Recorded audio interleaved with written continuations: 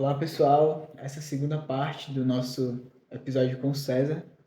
E aqui a gente vai falar um pouco sobre como começou, como foi um pouco sobre a sua história pessoal com o esporte, né? Uhum, E durante a graduação, quando surgiu esse interesse a ir para essa área da psicologia do esporte. uhum.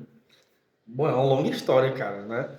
Eu Sim, sou luso-brasileiro, né? Eu nasci no Brasil em Teresina, sou da Teresinense de Gema, da Gema, né? E o esporte eu sempre fiz muito esporte na minha infância. Meus pais sempre promoveram bastante isso pra gente, né? Então, fiz capoeira, judô, jiu-jitsu, né? sim. Até eu morei em Teresina até os meus 10 anos. 9 anos, na verdade, né? E aí eu fui para Portugal, 99, 2000 eu fui para Lisboa. Até lá eu já tinha feito vários esportes, jogava bola Handball, direto. né? Handball foi lá em Portugal, Ah, foi né? lá. Foi. Quando eu fui para Portugal, foi no final da minha infância, começo da minha adolescência, né? Eu sou o irmão caçula de 3 irmãos e nós fomos os 5 para lá. Mas na verdade, quando a gente foi em 99, 2000, meu pai ainda ficou um ano e meio aqui organizando as coisas para poder ir.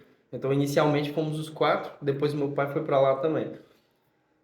Quando a gente foi, nós estudávamos em escola particular, né? E lá o ensino é público, né? Então a gente foi para a escola pública, teve assim muitas mudanças na nossa vida nesse aspecto. E uma das coisas que lá tem, né, que é até parecido com os Estados Unidos nesse aspecto, é o esporte na escola, né? Eles promovem muito o esporte escolar lá, né? Seja na ginástica, seja em futebol, basquete. E na minha época, quando eu cheguei lá, quando eu tinha uns 5 anos, né, eu quase perdi o dedo da minha mão. E por danação mesmo, né, caí, eu fiquei pendurado num prego. Foi assim, uma coisa bem agressiva. E o médico conseguiu reconstituir o tendão no meu dedo. Porém, ele disse para eu para estimular esse dedo para ele não atrofiar, né? Então, meu pai que toca muito bem violão sempre me estimulou a tocar violão, né, para desenvolver. E quando eu cheguei lá, apareceu a oportunidade do handball. Eu estudava na escola secundária Pedro Nunes e lá no Pedro Nunes começou o handball. E eu iniciei o handball com 11 para 12 anos, e ao mesmo tempo que eu comecei o surf lá. Foram dois esportes que eu sempre fiz em simultâneo, sabe? Eu sempre fui Sim. apaixonado por mar, sempre surfei e sempre não, iniciei nessa época. E o handball, né? E fiz dos 11 aos 18 anos, né? Fui campeão português, fiz parte da seleção de Lisboa, depois fiz parte da seleção, fui como é que chama aqui, as seletivas, né? E foi na Sim. época que eu tive um problema no meu ombro. Eu rompi os ligamentos total, né, no jogo. Fui rematar, como a gente chama lá, o remate, e o adversário puxou o meu braço e eu Pô, rompi, tive ruptura total de ligamentos, tinha 18 anos, né? Então, naquela época eu tive aquele famoso burnout, né, de muito esporte. Eu não tinha essa informação, era o quê? 2008 nessa época, 2006. Eu fui campeão em português em 2005, nos iniciados para juvenis. E tive um burnout ali no pós-lesão e desisti do handball, não dei continuidade. Eu ainda no pós-lesão eu fiz fisioterapia, voltei a treinar, ainda fui contratado pelo Benfica. Eu sou sportinguista, viu? Mas na época eu fui contratado pelo rival, né? E ainda cheguei a fazer treinos lá, fiz a pré-época, mas desisti. Eu não estava estimulado, entrei num processo de depressão ali, aquele burnout, adolescência, né? muita Então coisa foi. acontecendo, né? E se tivesse psicologia do esporte na época, né? Que não existia ainda, era pouco divulgado, era só para atletas de alta performance. Talvez eu tivesse tomado outro rumo, mas não me arrependo, porque foi o rumo que eu tomei na minha vida, me fez ser quem eu sou hoje, e não me arrependo disso. Mas foi uma época complicada da minha vida, essa lesão, essa cirurgia, né? E o pós-operatório, que é sempre o mais complicado, né? Na cirurgia você está dormindo, né? Mas o pós-operatório, fisioterapia todo dia. Naquela época não tinha a tecnologia que tem hoje de fisioterapia, então era muito mais doloroso também. Não que não seja hoje, tá? O pós-operatório de ombro vai ser doloroso de qualquer jeito. mas naquela época foi muito difícil para mim essa parte, né? Então, nunca parei de surfar. Tive que parar na época da fisioterapia, mas desisti do handball, mas continuei no surf. E quando eu tinha 23 anos, voltamos para o Brasil. Voltamos para o Brasil e quando eu voltei para o Brasil, fiquei sem esporte de novo, né? Tava na busca pelo meu esporte. Foi quando eu conheci, quando um amigo meu disse, olha, tá tendo treino ali na academia, vamos lá. E foi quando eu conheci o Rodrigo. O Rodrigo era faixa roxa, já estava quase indo para marrom, do projeto social Quartel-General da Luta, do Major, né, Oliveira. E eu iniciei, cara, me apaixonei, né? Primeiro treino, né? Muita gente tem preconceito com luta, o jiu-jitsu, né? Diz, pô, um bando de homens se agarrando, né? Normalmente as pessoas que dizem isso são pessoas que nunca treinaram jiu-jitsu, né? Porque quando você vai fazer um treino de jiu-jitsu, você vê o quão frágil você é. Verdade. Normalmente para uma pessoa muito mais fraca, Faixa mais branca que magra, fala, né? né? Faixa branca sabe. Mais franzinha que você, e você vai lá começar a treinar, ela tem faixa branca de 2 meses de treino, ele vai lá e te bate, né? E você se sente impotente, e aí sim você entende a função do jiu-jitsu, né? E como aquilo é maravilhoso, né? Quando você vê uma luta de jiu-jitsu sem fazer, você não se interessa. No dia que você faz um treino, não tem como não se apaixonar pelo jiu-jitsu. As pessoas que normalmente desistem do jiu-jitsu é por lesão, né? Vão com muita sede ao pote e normalmente faixa branca, faixa azul. Tanto que a faixa azul é a faixa de maior desistência do jiu-jitsu, né? É a faixa azul, não é nem a branca. É a azul, que é quando tem mais lesão, quando você tem maior dificuldade na recuperação, quando você tende a desistir, né? Passou da azul a um índice de desistência muito pequeno, né? Então eu vim para cá e conheci o Rodrigo e foi quando eu trouxe a ideia, quando eu trouxe a psicomotricidade, eu vi que ele estava na psicologia do esporte. Eu nunca vou esquecer desse treino. Foi um dos meus, foi o meu, no começo mesmo, no comecinho. Ele olhou para mim, eu olhei para ele e disse assim: um dia a gente vai trabalhar junto, você vai ver, né? A gente trabalha até hoje. Até hoje, cara. Foi em 2013, né? A gente está aí há 2024 para 25, 11, 12 anos, né? Foi quando eu comecei o jiu-jitsu. E hoje temos um projeto do Terajutsu juntos. Então, a gente começou a trabalhar junto. O Rodrigo sempre foi da psicologia do esporte, eu da psicomotricidade. Então, quando eu cheguei, o meu curso não foi validado. Eu lá tinha concluído a licenciatura, mas não tinha feito o mestrado. E lá o sistema educacional é o Tratado de Bolonha, ou seja, mestrado integrado. Você, para exercer a sua função como psicólogo lá, você precisa ser mestre, né? E eu concluí a licenciatura, que para mim é válida aqui, né? Tinha até o tratado Portugal-Brasil na parte educacional, pedagógica. Quando eu cheguei aqui, era o sistema de bacharelado, nada foi validado para mim, né? E eu tive uma faculdade que me aceitou, né? Uma professora chamada Carol, a coordenadora de psicologia, que me escutou, me acolheu e me aceitou, né, lá na faculdade. Eu fiz o vestibular, na verdade, eu tentei fazer a transferência para várias faculdades, nenhuma aceitou. E lá na faculdade, na FAESP, onde eu fiz o meu curso no Brasil, foi quando a professora Carol conseguiu ali poucas disciplinas, mas ela fez um grande trabalho nesse sentido. Eu fiz o vestibular do mesmo jeito, né? Passei para pedagogia na federal, né? Mas não era pedagogia que eu queria psicologia mesmo, né? E tive que estudar de novo, tive todo um processo de reintegração e foi a melhor coisa que me aconteceu, né? Na hora, muitas vezes a gente não entende, muitas vezes, a maior parte das vezes a gente não entende, né? A nossa missão, o que acontece. Hoje eu agradeço eu ter refeito o meu curso aqui, né? Se eu tivesse chegado em Portugal para entrar no mercado de trabalho, eu não teria me adaptado tão bem como eu me adaptei por ter entrado na faculdade de novo, ter feito colegas daqui, grandes amigas e amigos que eu tenho, né? Professores, colegas, né? A diferença do sistema educacional. Muita gente olha para a Europa e diz que é muito melhor, e eu digo uma coisa para vocês: fiz curso na Europa e aqui, e eu preferi o daqui, né? Tanto a nível teórico como a nível prático, né? Principalmente na distância do professor-aluno. Os europeus têm um perfil diferente, Eu não estou criticando. É um perfil, é uma característica cultural, Sim. não é quem sou eu para julgar. Mas é uma característica cultural. Aqui os professores são mais próximos aos alunos, eles se aproximam mais da prática. E isso me fez crescer mais, cara, profissionalmente. E já na hora que cheguei, a minha mãe é psicomotricista, eu sou pupilo dela total, né? Ela é psicopedagoga e psicomotricista, é a mestre Joana Soromé, inclusive, das poucas psicomotricistas que tem certificado internacional de psicomotricidade, né? E ela sempre foi meu modelo, cara, a nível prático. Ela e meu pai, né? Mas meu pai é da parte da gestão, consultoria, né? E os meus Sim. irmãos já foram para essa, né? Meu irmão é analista financeiro, a minha irmã é da gestão hoteleira, né? Mora em Portugal, minha irmã hoje. E, e eu fui pro lado da minha mãe e eu aprendi toda a parte prática ali, teórica, foi com ela, né? Fui para psicologia para complementar ali as áreas, mas enquanto eu estudava psicologia, eu trabalhava já como AT também, como estagiário, nem Sim. você, né? E, e foi de grande aprendizado na minha vida, de essa prática. E hoje, até hoje, continua sendo minha mestre. A gente mora em cidades diferentes, ela mora em Teresina, a gente tem uma clínica juntos, a clínica Soromé em Teresina.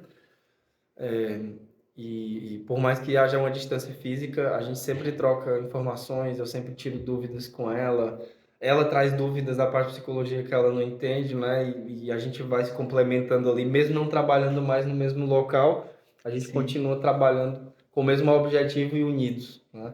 E um grande modelo da minha vida profissional, sem dúvida, é a minha mãe, Joana Soromé. Então, mãe, muito obrigado por isso, viu? Então, quando eu me formei, 2000 esse negócio de ano é complicado, né? 2019, eu acho, aqui no Brasil. 2019, 2018, 19, foi isso. A gente fez a clínica Soromé, né? O Taijutsu foi em 2017, né? Foi... Ah, verdade, cara. Olha, obrigado, José. A clínica Soromé foi em 2016. Ah, Eu fiz a clínica com a minha mãe antes de eu me formar, né? Quando eu me formei, a clínica já tinha 1 ano, 2 anos. Foi isso aí mesmo, você tem razão. E em 2017 a gente começou lá no Parque Meus Filhos, em Teresina, né, que era onde a gente tinha o dojo, e depois migrou aí na época da pandemia para outro local. Muitos locais fecharam, né, muitos locais não deram continuidade, e a gente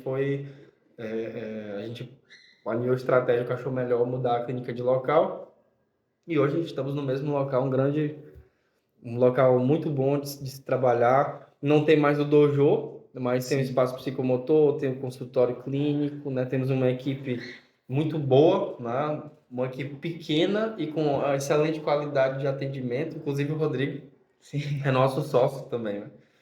E o Rodrigo, para mim, a nível de psicologia do esporte, como você me perguntou, é o meu grande modelo, cara. Assim, o nosso trabalho ele se uniu justamente por isso, né? Porque ele sabe muita coisa que eu não sei, principalmente da área da psicologia do esporte. O Rodrigo tem essa pegada de esporte mesmo, de psicologia do esporte, de E é trabalho de ativo, né? mentalização, que eu acho fantástico, cara, né?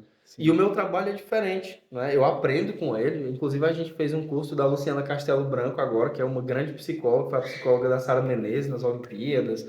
E para nós dois, né? Para ele e para mim também, é uma das grandes referências da vida na psicologia do esporte. Hoje é a psicóloga de inúmeros atletas do UFC, masculino e feminino, de várias categorias diferentes. Então, assim, é uma fera, né, cara? Sim. E na vida a gente tem que ir por modelos. A gente vê os modelos, aprende, imita, adapta, né?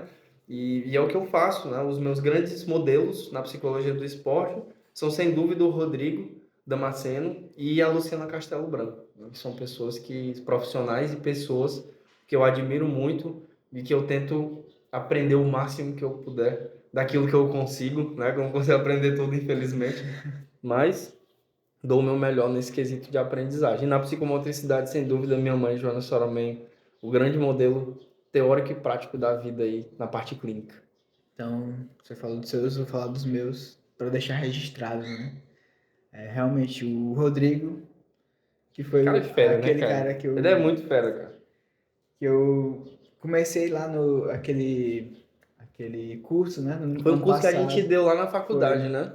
Depois a gente foi pra Mega, né? No último dia. Foi, Muito foi. legal. Isso, o dojo estava sendo construído ainda. Você lembra? Tava. Ainda tinha uns A sacos cena lá de. antiga, Cara, legal, de raspa de pneu, né? Foi. Aí Caramba, faz foi tempo, aquela né? turma lá. Aham. E aí eu conversei com ele conversou com você, aí a gente começou essa Sim, parceria. sim. Então, o Rodrigo, a Luciana também, né? Fantástica, cara. Eu acompanho ela lá falando com o Luke, Vicente Luke. De Sim, vez o em quando eu vejo o Durinho dar uns Durinho, Rodolfo depoimentos. Vieira, Eu acho que o Durinho cara. é o que mais fala Durinho é dos mais dos... antigos dela, né, Ah, cara? sim. É, o Durinho, na verdade, foi o Vicente Luque primeiro, eu acho. Ou foi o Durinho? Um dos dois E os passou, dois assim, são né? muito amigos, né? São muito É amigos. legal. São. Robocop, Robocop, verdade. né? Não, Lutou agora, ganhou. lutou, pois é. Monstro. E você? Ô, cara, que é isso, meu Você irmão. também é um... Obrigado. Que bom, cara. Que isso é o maior reforço que eu posso receber, cara. Porque eu aprendo muito, muito na clínica, né? Claro. Observando, Uhum. a gente... Aprendizagem por modelo, então observar de perto é muito bom. E também no Taijutsu, né? Manejo comportamental, mas também no dia a dia mesmo, na forma como você trata as pessoas, com os pais também, né? Que é Cara, outro obrigado. trabalho mais O cara me difícil. traz no podcast pra me emocionar, né, pessoal? Vocês, obrigado, José. Que é isso, cara. A gente tenta dar o nosso melhor, né, cara? Fico muito feliz em escutar isso de você, cara. Sabe? Porque Sim, o nosso trabalho, ele não é meu, né? Mas da mesma forma que eu hoje tenho uma conduta, essa conduta veio de modelos, né? E te escutar, né? Cara que eu sim, admiro muito também você, cara. Te admiro, não é porque você é estudante, porque você é mais novo, que você não vai ser um ponto de admiração para pessoas mais velhas. Né? Isso é uma ilusão cultural. Né? Então, a idade não quer dizer muito quando a gente é adulto, sabe? A gente sempre vê nos outros, eu tento buscar isso também. Eu tento buscar sempre aquilo que o outro pode me trazer de melhor, não com malícia, mas sim buscando a evolução, né? Então, pô, escutar isso de ti, sim, cara, sim. muito obrigado, viu? Obrigado mesmo. Não, e é isso. E assim, eu tô na metade do curso, né? Tô no Quase psicólogo já, quinto, mano. sexto período agora, que vai começar. E eu posso ver possibilidades, né? E se Uhum. não ficar preso só... Porque quando eu descobri sobre a psicologia do esporte, não, é psicologia do esporte, psicologia do Uhum. esporte. Mas aí não, tem outras Tem áreas muitas, também. cara. Psicologia é Psicologia o mundo, cara, sabe? muito, E a muito neurociência linda. evoluindo, e o esporte evoluindo. Cara, tem tanta coisa para ser explorada. Uma das coisas que eu acho que é importante, nós dois, como psicólogo e futuro psicólogo, já é, né? Você só não tem o CRP ainda. Mas o cara, quando está no curso, já está na metade do curso, já tem uma responsabilidade de psicólogo, né? É que Sim, a ciência, ela se faz com as pessoas, né? Então, a psicologia, por ser uma ciência muito nova, ela precisa de pessoas trabalhando em novas áreas, com novas visões. A própria medicina, ela é a mais antiga e até hoje ela está se inovando, né? Por quê? Porque as pessoas trazem novidades visando o desenvolvimento e a qualidade de vida social. Quando você trabalha em prol do seu ego, você não vai agregar em nada, né? Você pode fazer dinheiro, mas dinheiro é só uma variável da sua vida, né? Mas sim, quando você trabalha com o objetivo de desenvolver a sua comunidade, aí sim você vai ter ganhos válidos, né? E o Teajutsu, ele é para isso. A gente já propôs para várias associações, várias. As pessoas vinham falar com a gente, com certeza. Sempre, a gente não estava pedindo dinheiro. A gente toma o projeto, a gente dá a formação, né? Só que muitas associações não querem, ou não, acho que ficam com medo da questão da estrutura, porque tem que ter um investimento, ou o governo não entendi. ajuda, e aí são variáveis das quais eu também não vou adentrar porque eu não domino, né? Uhum. Mas o fato é, tentamos, a gente tentou dinamizar para associações e ONGs, né? Sem fins lucrativos, visando simplesmente desenvolvimento das crianças e não deu certo. Por quê? Não sei, mas temos muita pena e estamos à disposição de instituições que queiram desenvolver as suas privadas e públicas, que queiram desenvolver os seus profissionais e os seus alunos no esporte voltado para desenvolvimento atípico, né, com psicomotricidade e psicologia do esporte. Nós da equipe TEA Jutsu estamos à disposição para o que vocês precisarem. Certo. E voltando aqui um pouco para a sua história, aí Uhum. você se formou, começou o trabalho no Teju. Comecei o trabalho Interjuntos na clínica e veio a pandemia, cara. Né? Logo depois de eu me formar aqui veio a pandemia. E aí parou o quê? 1 ano e meio? Foi por aí. E quem Foi trabalha antes, com quem tinha criança, metade foi, ali. cara, foi muito tempo. Quem trabalha com criança não tem como atender online, né? Principalmente desenvolvimento atípico. Você trabalha foco, atenção, desenvolvimento, não tem como. Olha, agora vamos fazer um desenho. Olha, agora vamos fazer os alinhavos pelo celular. Então parou, estagnou o trabalho. E o Teajudos teve que parar também. E foi quando eu me mudei, né? Eu me mudei para Parnaíba com a minha família, com a minha esposa, com os meus filhos. E foi a melhor decisão que eu tomei, né? Na minha vida eu fui habituado a viajar, a mudar. Então a mudança para mim ela não gera um medo assim tão grande. Eu sei que eu aprendi com a experiência que nós realmente nos adaptamos a qualquer coisa, né? Sim. E eu me adaptei sempre como os meus irmãos, como os meus pais me ensinaram a fazer. E quando surgiu a oportunidade de vir para Parnaíba, eu nem pensei duas vezes, eu vim, né? Tenho muita saudade dos meus pais, dos meus irmãos, muita. Mas saudade é uma variável inerente ao ser humano. Os humanistas falam disso, né? Sim. Sobre a saudade, sobre a angústia, né? A angústia da morte, a angústia da saudade. E essa saudade, ela faz parte da vida, é um sentimento que a gente tem que aprender a trabalhar. Mas foi uma decisão muito positiva que me trouxe para a estaca zero de novo e ter que trabalhar e rever. E cada mudança é uma oportunidade de você ser uma nova versão de si, né? Sim. E eu aproveitei essa oportunidade para tentar melhorar a minha versão profissional, pessoal, de ser humano, como atleta, como, sabe, como pai, como marido, como filho. E continuo na busca da evolução. Acho que isso é o que vai diferenciar. Sim. Como você começou a fazer esse curso com a Luciana, né? Então, continua Exato. aprendendo. A busca pela formação continuada é fundamental. Se você achar que você está no topo, você com certeza não está. Você está iludido, né? Sim. O topo não existe, né? A excelência existe. A perfeição não, né? E a excelência ela é um ato de treino e repetição, né? Diária, com muito esforço, abdicando de muita coisa, né? Eu estou buscando essa excelência, cara. Estou buscando essa excelência na minha vida profissional e na minha vida pessoal.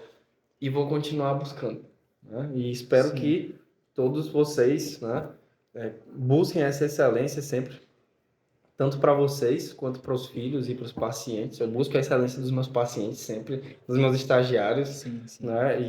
Mas quem tem que buscar mesmo somos nós em prol de nós mesmos, né? A gente nunca vai mudar o outro, nunca. A guerra pela mudança do comportamento do outro é uma guerra perdida, né? Agora, a guerra pela sua mudança interior e dos seus comportamentos, ela é uma guerra possível, uma guerra, Sim. não é? São as batalhas diárias. Mas né? é guerra mesmo, É porque uma é muito guerra, cara. difícil. É uma guerra. A gente se livrar dos vícios, a gente tirar os comportamentos inadequados, a gente identificar eles, né? E é muito fácil Mudança olhar de para o hábito. outro. Nossa, né? Olha que comportamento inadequado, né? Olha que coisa feia que aquela pessoa está fazendo, né? Isso requer uma dificuldade em olhar para você mesmo. Foi como você até falou na primeira parte, né? E eu lembrei agora das próprias Olimpíadas. Como é fácil julgar o erro, né? Dos outros. É muito agradável, né? É muito confortável a gente olhar para o outro, porque isso nos impede de olharmos para nós mesmos. E é muito confortável de não olhar para a gente, né? Sim. Porque quando a gente olha, nós vemos uma pancada de erros, de falhas, de dificuldades, muitas vezes muito mais do que as habilidades que a gente tem. E entramos em confronto com o nosso eu, né? E esse confronto ele é difícil. Ele é difícil de ser trabalhado, né? Então procure um psicólogo, né? Façam terapia. A melhor coisa do mundo é fazer terapia. E não só psicoterapia, mas a prática de um esporte. O que é terapêutico não é só psicoterapia. A psicoterapia é a terapia psicológica, comportamental, cognitiva. E aí tem outras terapias, como um bom esporte, como não fazer nada, como assistir alguma coisa que não te faça pensar em nada, como assistir um bom filme ou ler um bom livro, né? Há quanto tempo você não lê um bom livro? Né? Então, a gente está perdendo alguns hábitos que são fundamentais para a nossa evolução como ser humano. Sim. E cada vez mais é nessa questão de parar, né? O dinamismo da própria sociedade, do Não próprio... sabe parar, né? A dificuldade em Gera parar, muita ansiedade, né? muita liberação de dopamina, né? Exato, a gente estava até conversando aqui no backstage, né? O Fernando Pessoa, isso em 1910, né? Ele escreveu um poema que era Dor de Pensar, né? Então ele dizia mais ou menos assim: quando paro, penso, quando penso, dói. Então por que paro, né? Isso é tão atual, se a gente for parar para pensar, né? É tão atual a dificuldade que nós temos em parar, porque se eu parar, eu penso, e se eu pensar, dói, então é melhor não parar, né? Porque quando a gente para, a gente acaba se vendo, né? E Exato. aí se vê, pode Você entra em ser ou confronto com muito você. ruim ou muito bom, Normalmente dependendo você não do... vai olhar nas coisas boas. O cérebro, ele tem ele é tricky, né? Ele vai buscar aquilo que não é, né? Aquilo que não te motiva, Verdade. né? Porque o que te motiva gasta muito neurotransmissor. E o cérebro foi feito para sobrevivência também. Então, ele não foi feito para gastar energia, o cérebro. Ele foi feito para poupar energia. Como é que eu poupo energia? Quando eu fico triste, eu olho para cima ou para baixo? Para baixo. Estou disponível para os estímulos externos? Não. Se eu não estou disponível para esses estímulos, eu não estou produzindo neurotransmissores funcionais, promovendo neuroplasticidade. Isso é muito gostoso para o cérebro. Ficar paradinho, sem fazer absolutamente nada, sem promover produção de neurotransmissor.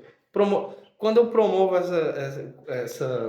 esse desenvolvimento de neurotransmissores, né, essas captações, eu estou gastando energia, ATP. Gasto de energia é o que o cérebro não quer, né? A zona de conforto, ela não é tão física assim. Ela é mais cerebral, neurológica, né? Neuroanatômica do que Sim, física. Porque o cérebro é que vai mandar as informações para o corpo, como a gente viu no momento anterior aí da psicomotricidade. verdade. E assim, para ficar bem claro, né? Para quem estiver assistindo, o intuito do podcast realmente é a pessoa se mover. Mas eu acho que ao longo dos episódios, desse, nas edições, até no próprio mês de julho, que para mim foi Uhum. muito marcante, muito bom. Eu acho que eu pude aprender muito na paciência. Então, a paciência, a espera, a de você saber que nada é no seu tempo. Então, Exato. a gente aprende muito e a vida, né, vai acabar nos ensinando isso. Então, eu acho que a aprendizagem é por modelo, né, mas a gente aprende também vivendo. Com E vivendo certeza. São os níveis, né? É o nível filogenético, ontogenético e cultural, né? Que são os níveis de aquisição de comportamento. Filogenética é a tua carga hereditária, genética. O ontogenético são as tuas vivências.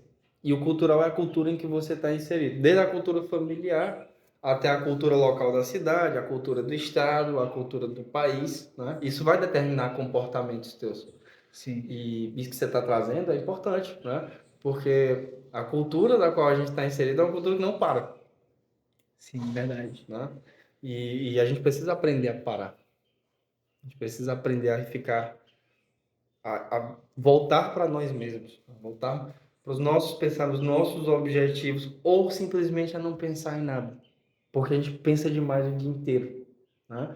E quando a gente pensa demais, a gente não dá ao corpo a oportunidade de parar e se reorganizar, né? Se regular de novo. Sim, eu não sei se dá para falar sobre isso, mas eu lembrei de um hábito seu, né, que é na hora que você chega em casa. Tá, claro. Né? Eu, quando chego em casa, sempre eu tenho uma casa, a minha casa ela tem 2 andares, tem um espaço externo. Quando a gente entra, já vai tem espaço externo e eu gosto de rede, né? De puxar isso é bem nordestino mesmo, né? Eu gosto de rede. E eu tenho uma rede lá fora. Quando eu chego do trabalho, meus filhos e a minha esposa já sabem que eu preciso de 20 minutos, 10 minutos, sem ninguém, para não pensar em nada, para dar quietude cognitiva e motora ao meu organismo, para ele poder se regular. E aí sim eu vou estar disponível para os meus filhos, para minha esposa, né? Se eu chegar do trabalho e vou e tomo um banho e vai, eu não vou nem dormir direito. Engraçado que a gente faz isso também na clínica, né? Sim, Baixa a demanda, isso. o corpo se organiza Para se lá. organizar, Muitas exatamente. vezes os meninos, né, os nossos pacientes vêm cheio de estímulos Sim, ou da casa, ou da escola, né? exato. E chega lá e não estão com esse corpo propício para E aprendizagem. você precisa ensinar ele a parar, Né? né? A Então, ter vêm quietude. hipertônicos. Exato, que é o perfil hipertônico, né? O hipotônico, ele já não é um perfil funcional também, porque ele é um perfil que não vai estar disponível, né? Que é o hipertônico. O hipotônico vem da tonicidade, né? O hipertônico, o que está com o tônus extremamente estimulado. Ou o hipotônico, que é o que não tem estímulo nenhum para o tônus, né? Então, nenhum desses perfis vai ser funcional. O eutônico é o funcional, que é você saber, vou jogar futebol, eu preciso da hipertonia. Sim. Eu vou assistir um filme, eu preciso da hipotonia, né? Eu vou deitar na minha rede porque eu cheguei do trabalho e eu estou cansado. Hipotonia, mano. Se eu não fizer isso, eu vou ficar hipertônico e não vou conseguir dormir. Como é que eu sei isso? Porque eu já passei várias noites sem dormir. Porque chegava em casa, já ia trabalhar, ia atender, fazer relatório, cuidar de menino, sem parar. E quando eu parava, o meu coração estava acelerado, a minha cabeça estava acelerada, e eu não tinha tido um momento de regulação do meu corpo. Certo. E aqui no podcast a gente faz o top 3, né? O pódio. E aí, acho que pelo que o rumo da conversa, né? A gente falando sobre essa questão de parar, sobre essa questão de dos esportes, eu queria que você elencasse ali uma coisa pessoal sua mesmo, né? Uhum. Quais são os 3 esportes que mais são terapêuticos para você? Ok. Ao invés de ser os que você mais gosta, os que mais Legal. são Isso é difícil, viu? terapêuticos. Sem dúvida, jiu-jitsu. Jiu-jitsu está no top 1, de longe, né? Cara, surf e natação, eles estão ali juntos para mim.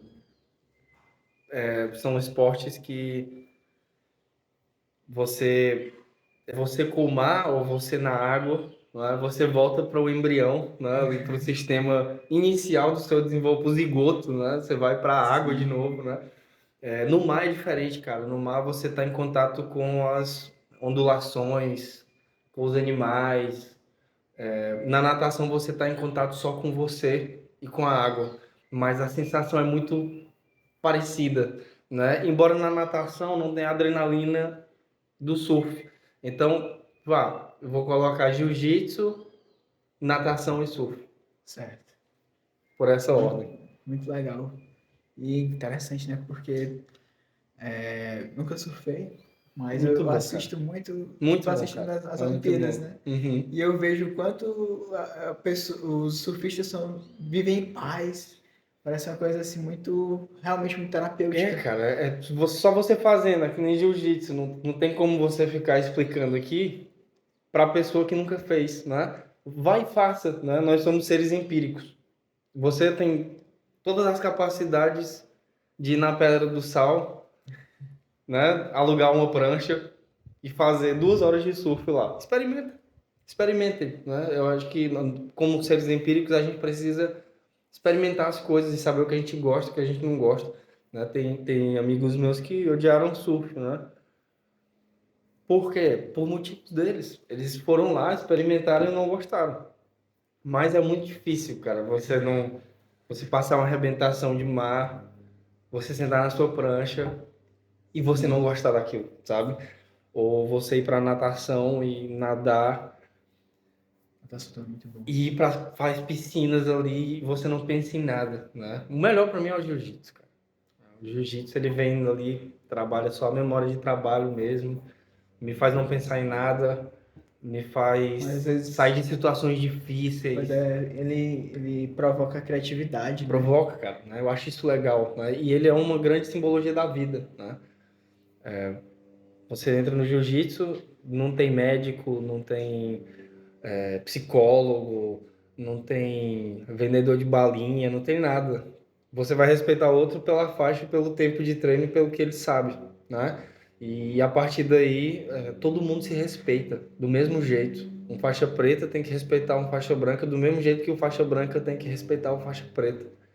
E isso é uma filosofia de vida, cara. O jiu-jitsu, ele é uma filosofia de vida mesmo, né? Você, quando coloca aquilo na sua prática... Os japoneses eram muito inteligentes, cara. Eles eram muito mais inteligentes do que a gente, né? Do que nós ocidentais. Os orientais têm essa capacidade mais funcional de promover uma qualidade de vida melhor, né? Você vê hoje no trabalho, sei lá, no Japão, você vê como é que funcionam as logísticas de trabalho deles. Eles não trabalham todos os dias, eles têm momentos de lazer no trabalho, eles têm esporte no trabalho, eles têm... Então, são culturas diferentes que determinam comportamentos. Sim, verdade. E essa questão do respeito, principalmente, porque a gente é do Taijutsu, né? Então, Sim. a gente vê a questão do respeito, da importância do esporte mesmo para Sim. crianças, né? A graduação, né? Você vê que, por exemplo, a gente tinha faixas brancas, que hoje são faixas amarelas e laranjas, e hoje uma criança que, por exemplo, uma aluna nossa que chegou lá com um perfil opositor, agressivo, TOD, né? Tem diagnóstico, e hoje graduou. Então, quando chegam alunos novos, né? A gente diz, lembra que você é graduada, você precisa ajudar os alunos. Então, isso determinou novos comportamentos para aquele organismo, de mais responsabilidade, de mais espera. Então, assim, tudo isso vai dar uma função muito maior do que a gente imagina para a vida dessas crianças. A gente sabe disso porque os pais relatam para a gente, né? Eles trazem esse feedback, agradecem. E, na verdade, a gente é que agradece a confiança que vocês, pais e mães, têm no nosso trabalho. Sim, eu lembrei agora dos xerifes, né? Os xerifes, exato. A gente Que dá as autoridades, o mais graduado é o xerife, mas não significa que o xerife seja melhor do que ninguém. Ele é o xerife porque ele vai ajudar a gente, né? responsabilidade, Ele né? tem mais responsabilidade em relação aos outros, mas não significa que ele seja melhor do que ninguém. Então, às vezes a gente bota um xerife, o xerife começa a dar ordens em todo mundo, ele perde o cargo dele, né? Aí chora, faz birra, mas no dia seguinte vem tranquilo. Posso ser o xerife hoje? Pode, né? E aí há uma mudança de comportamento. Então, são variáveis que não vieram da cabeça da gente, vieram de pessoas muito mais inteligentes que trabalharam essas estratégias, e a gente adapta a nossa realidade, dando função e qualidade de vida para os nossos alunos. Certo. E agora, para encerrar, né? Bate-papo aqui. Não, se fosse para Ah, meu amigo, a gente fica aqui o dia todinho, tu viu? essa questão mesmo logística da coisa. Claro, claro. Mas para encerrar, eu queria que você fizesse um desafio para quem estivesse aí em casa, relacionado a tudo que a gente falou, tudo que a gente Ok. comentou. Tem um tempo de desafio específico? É um desafio para um dia? É um desafio para Pode ser, uma já semana? fizeram de 3 vezes por semana, mas nenhum especificou. Tá, eu posso especificar? Pode, Eu vou fazer um desafio. vontade. Eu faço um desafio para você que está assistindo a gente hoje, para você parar 5 minutos durante 2 semanas, todos os dias, de domingo a domingo, 2 semanas. Eu só quero que vocês tentem isso. Durante 5 minutos eu quero que você largue o celular, largue a TV, tire o relógio, tire a carteira e vá para um espaço com natureza e fique 5 minutos, 5 minutos, tentando não pensar em nada. Durante 2 semanas. Vamos treinar a imobilidade. Para eu poder aprender, eu preciso parar. E quando eu paro, eu entro em confronto com as minhas demandas. Então vamos fazer esse treino de foco, treino de atenção focada, focalizada, treino de mindfulness. Ah, César, eu não consigo não pensar em nada. Então faz o seguinte, se você não consegue pensar em nada, faz 5 minutos pensando em um objetivo só. E daqui a 2 semanas, vamos ver qual foi o resultado no corpo de vocês e na performance a qual vocês se disponibilizaram a executar. Então, né, o nome do podcast é Movecast, mas para a gente se mover a gente primeiro tem que parar. Exato. Para a gente praticar algum exercício físico, como você falou, a Exato. gente precisa observar. E observando, a gente precisa estar parado, né? Aquele perfil eutônico, né? Então, nesse Exato. caso, precisa estar ou hipotônico também. Eu preciso saber parar. Da mesma forma que eu preciso saber me movimentar, eu preciso saber estar parado. Sim. Se eu não souber estar parado, eu tendo a ter piores performances, piores momentos de atenção, significando que, como consequência, menos aprendizagens na nossa vida. Então, se você quiser aprender... E, assim, o Movecast, apesar de ser voltado ao esporte, né? Mas eu acho que durante os episódios eu aprendi isso também. Movecast é para a vida. Então, para você se mover na vida. Exato. Não só como o esporte é muito bom, ele te dá ferramentas Ele é uma necessárias terapia. É uma terapia, mas também o mover-se, né? Em busca dos seus objetivos, em busca acho que foi o primeiro episódio que o Rodrigo falou para mim, né? Coragem. Então, coragem, eu perguntei para ele por onde é que eu começo, né? Na psicologia do esporte, ele falou, você precisa de coragem para começar. Isso. E aí você vai, não pensa em nada e vai. Vai. E vai. Então, o Movecast também é para isso. O esporte é a base, né, desse projeto, mas o mover-se é além. Então, inclusive, outra coisa também, né? Eu pensei, quando eu estava escrevendo o projeto, em fazer só psicologia do esporte, e aí eu ampliei. Não, vou falar sobre outras áreas também. Uhum. Do mesma forma também, mover-se não só no esporte, mas principalmente na vida, porque a Sim. vida é o principal.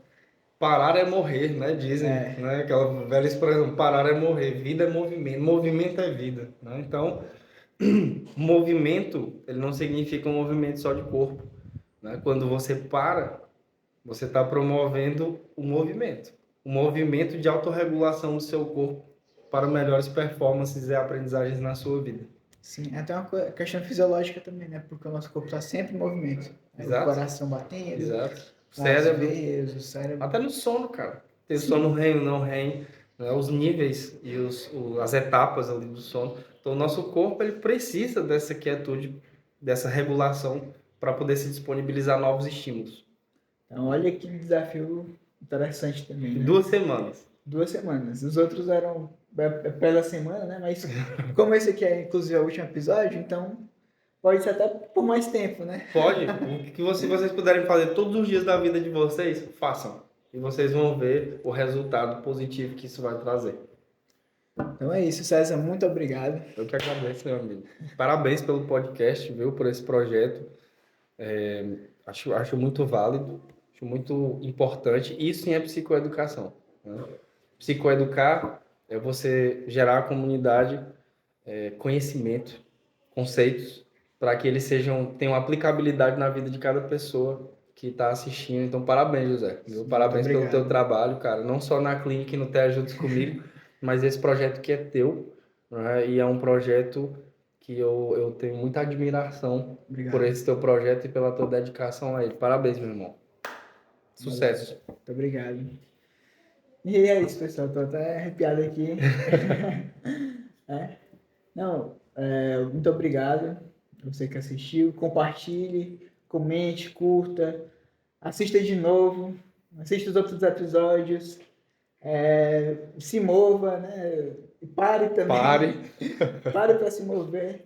E é isso. Eu só tenho a agradecer ao César que veio e a todos os outros que vieram também. Grandes caras, né? As Grandes pessoas também que me ajudaram, né? Não só por trás das câmeras, né? Então, é um agradecimento também a Nassau,